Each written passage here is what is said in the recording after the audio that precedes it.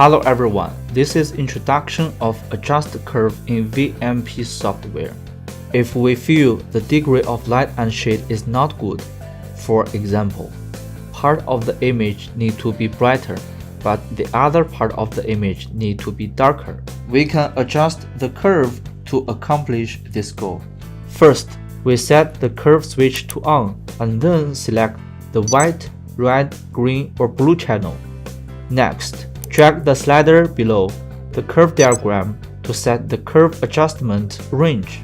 Click anywhere on the curve to add an adjustment point and drag the point to adjust the curve. The input and output values indicate the absolute coordinates of the adjustment point in the diagram. To delete an adjustment point, drag the point out of the diagram or press delete. Please note, moving a point in the top portion of the curve adjusts the highlights. Moving a point in the center of the curve adjusts midtones. And moving a point in the bottom section of the curve adjusts the shadows.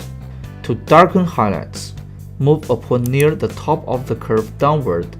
Moving a point either down or to the right maps the input value to a lower output value, and the image darkens.